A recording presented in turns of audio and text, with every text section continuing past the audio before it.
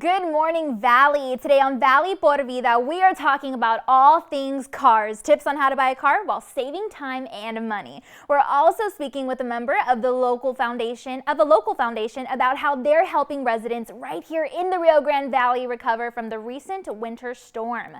We've got info on how you can attend a special honor roll gala hosted by Teach for America, plus an exclusive with a Hollywood actor who's filming a movie right here in Texas and helping children's hospitals too. There is so much going on, so don't go anywhere. Valley por Vida starts right now.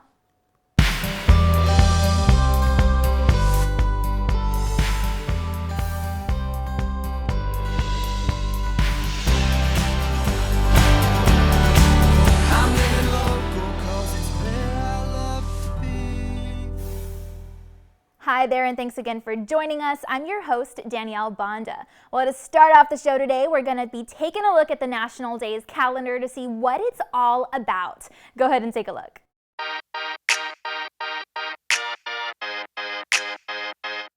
All right, well, if you recall, recently we observed Everything You Do Is Wrong Day. Well, now today, Tuesday, March the 16th, marks National Everything You Do Is Right Day. According to the National Days calendar, when you're right, and there's no wrong way about it. This means today is your chance to be proud about any decisions that you know were good ones. Today is also National Artichoke Heart Day, and the calendar outlines that this veggie is a great source of antioxidants, vitamin C, folate, and magnesium. So consider including some in your lunch or dinner. And of course, be sure to stick with our team for more on the National Days calendar throughout the week. Well, the pandemic changed a lot of things, including the way we safely test drive and buy cars, all while saving time and money. Car shopping can be tricky, but with the right knowledge, the process can be a breeze. Our team caught up with an award-winning car sales professional for some helpful tips to keep in mind. Take a look. Hello, my name is Victoria Keith, and for a little more than 4 years, I sold cars, and that's when I realized, after assisting hundreds of clients, they did not know how to properly buy a car. So I developed Ask Victoria as a result. First thing, I always tell my clients when I consult with them, the first 3 things that you need to know. 1, where you stand with your credit. 2, understanding your income. And 3, setting realistic expectations. A lot of times people came to the car lot unaware of where they sit with their credit. If you don't know where your credit is, why are you out shopping for a car? 2, understanding your income. I always recommend that if you go to the dealership, bring at least 3 check stubs with you so the bank will have an idea of what your average monthly income is. And 3, if you know the first 2, you should be well aware of where your expectations should be when you visit the dealership. So sit down, create a budget, know where you stand with your credit, go in there understanding that you might have to look at this sedan versus this SUV. I always recommend that you have access to a payment calculator. Once you do get the deal that you want, run it through the payment calculator. Make sure that interest rate is not marked up. I always recommend that. If you're looking at a used car, go to your bank or credit union and have them run what's called an NADA report. They will be able to let you know if the vehicle is marked up too high and how much it is marked up. So those are my 2 bonus tips I like to give people to save money. Definitely, you can always find me on social media everywhere at Ask Victoria and the number 1 for free tips and tools, but also visit my website, askvictoria.net. I have access to consultations, ebook, and also free tools as well. I definitely recommend that before you need a vehicle, that's when you should shop. Don't rush into the car buying process. This is the second largest, some people say second largest purchase that you will make. So make it a timely and a wise decision. So take your time and make sure it's something that works with your budget. There you have it. Be sure to reach her if you'd like more helpful tips to keep in mind when beginning your car search this year. Well, the recent winter storm left millions of Texans dealing with costly home damages and limited access to food and water. So to aid in relief efforts, the Wells Fargo Foundation has donated $500,000 for response and recovery, including $50,000 to the American Red Cross and $100,000 to Feeding America's network of 21 food banks in the state. The remaining $350,000 will go to support local nonprofits, and we decided to speak with one representative to learn more about this great initiative. Good morning. My name is Olanda Gonzalez. I'm the district manager in the Upper Rio Grande Valley at Wells Fargo. And I'm so excited to tell you about our Wells Fargo Foundation and what it's doing to help millions of people across Texas. So our foundation is donating $500,000 to help individuals and families recover from the winter storm.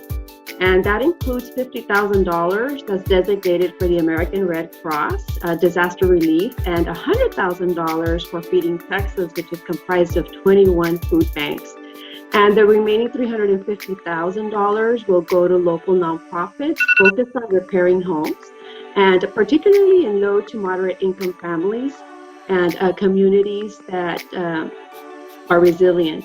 And locally, we're proud to announce that we're partnering with Affordable Homes of South Texas. They're receiving $30,000 in a grant that will assist with their emergency home repair program. And that is also designated specifically for low to moderate income families here in the Rio Grande Valley. Customers can make donations to the American Red Cross at Wells Fargo online, and they can also send money via Zelle using their Wells Fargo mobile app. And all the donations will go towards the Red Cross Disaster Relief Act, which is designated to support disasters, whether they're big or small, and many counties in crises. Their team is committed to providing support for customers, clients, and employees who were affected by the recent storm, and they look forward to continued donations to the American Red Cross. If you'd like more information on their disaster relief efforts, you need to talk to them about your financial needs, or you just like more information on how to donate to their American Red Cross partners, then feel free to call the number on your screen or visit their website. All right, well, Teach for America will be hosting a special honor roll gala to honor some of our Rio Grande Valley leaders of education, and we dropped by to speak with their managing director to learn more. Hi, I'm John Stevens. I'm the managing director of Teach for America, and Teach for America is an organization that believes that education can unlock doors for students, and particularly students who haven't traditionally had access to a great education. And so we look for great leaders, we train them, we support them as classroom teachers initially for 2 years, and we build their leadership over a lifetime so that they're continuing to make an impact on education here across the Rio Grande Valley. We currently have 51 core members, which are teachers in their first and second year, working in school districts across the entire valley, and over 200 alumni who continue to live and work here and aspire towards that day when all children here in the Valley have that excellent education that's going to give them those opportunities in the future. We're excited to be celebrating on April 17th our annual Honor Roll Gala. Each year, this gala celebrates and honors individuals and institutions who made a huge impact on education here in the Rio Grande Valley. This year, we have 3 honorees. Our educational champion is Dr. Nolan Perez, who as a school board member, as a university trustee, and as a community leader has shaped education for so many students here locally and across the state. We're honoring the Texas Workforce Commission as our institutional catalyst. They fund many educational programs which are increasing access for students here in the Rio Grande Valley. And finally, an alumni of Teach for America, Martin Winchester, the former deputy commissioner and now a leader at Idea Public Schools, who's created many access points for students over his educational career.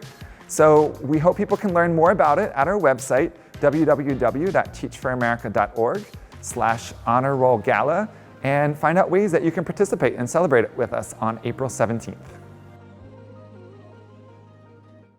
Again, you can visit teachforamerica.org/honor roll gala for more information. Well, it's time now for a commercial break and a look at your local weather updates, but stay tuned because Valley por Vida will be back. And we've got details on how you can go parasailing over South Padre Island. Those details and more coming up.